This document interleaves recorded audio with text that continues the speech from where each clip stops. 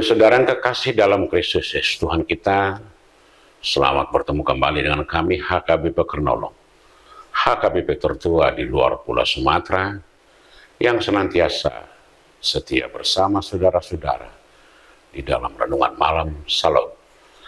Dan untuk memulai renungan malam ini kita berdoa. Pujian, hormat, dan keagungan kami persembahkan padamu Tuhan untuk segala sesuatu yang kami terima hingga malam ini.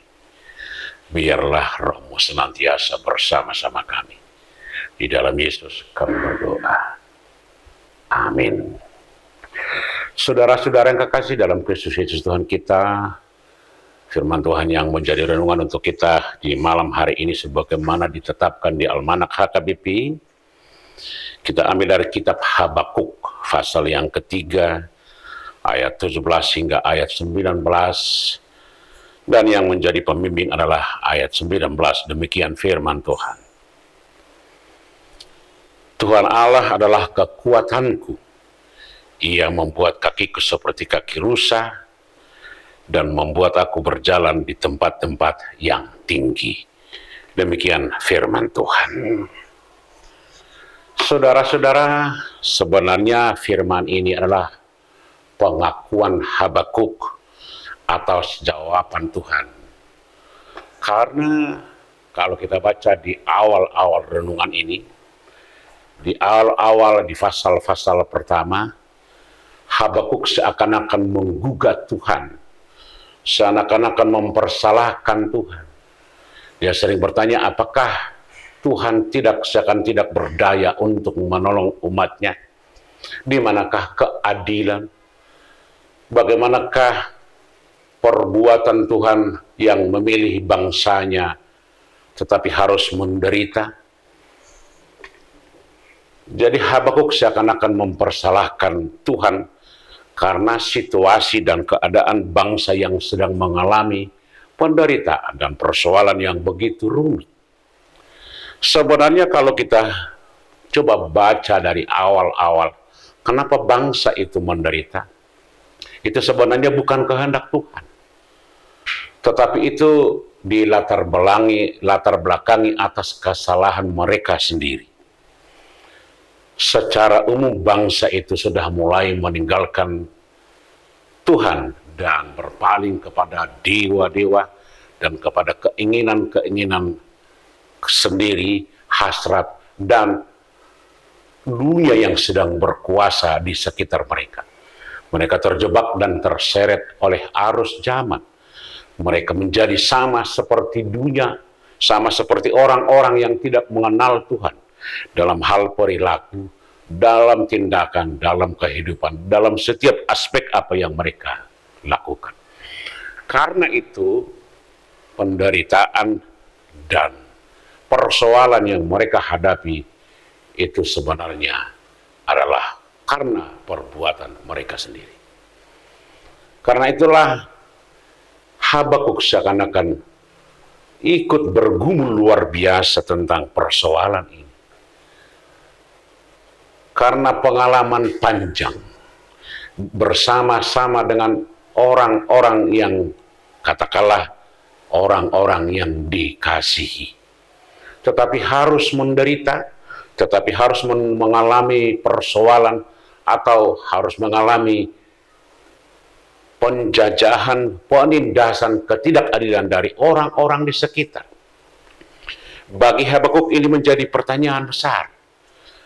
Kalau memang bangsa itu dikasihi Tuhan, kenapa dibiarkan harus menderita? Kalau Tuhan itu memang penuh cinta kasih, kenapa bangsa itu seakan-akan dibiarkan tidak ditolong? Kalau Tuhan itu maha kuasa, kenapa Tuhan seakan-akan tidak mampu menaklukkan kekuatan-kekuatan yang menindas bangsanya? Ini menjadi persoalan bagi Habakuk. Dan menjadi persoalan bagi kita semua. Ketika kita menghadapi persoalan-persoalan, tantangan, penderitaan, dan apapun yang kita alami, kita sering mencari alasan, kita sering mencari kenapa saya harus menderita seperti ini? Kenapa harus saya alami hal-hal seperti ini? Saya sudah lakukan ini, saya sudah lakukan kebaikan, saya sudah berdoa, saya sudah beribadah, dan saya melakukan hal-hal yang lain yang seturut dengan perintah Tuhan.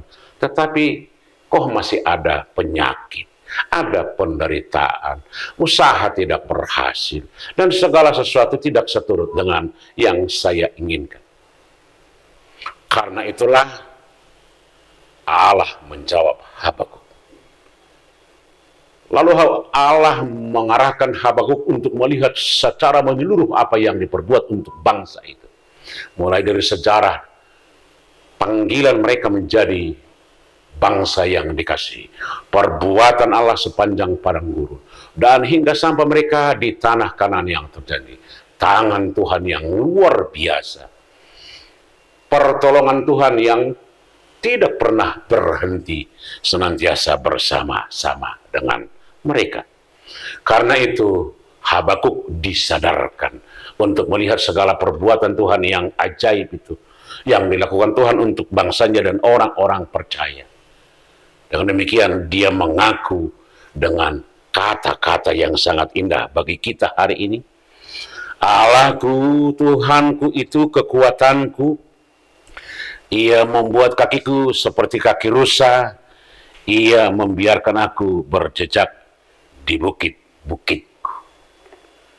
Kata-kata ini keluar sebenarnya bukan karena Habakuk sudah berhasil, tetapi kalau kita baca di ayat-ayat sebelumnya, kalaupun pohon ara tidak berbuah, kata Habakuk, sekalipun pohon anggur tidak menghasilkan, sekalipun ladang-ladang tidak memberikan hasil, itu tidak menghambat kita untuk bersuka cita, untuk senantiasa berharap kepada Tuhan.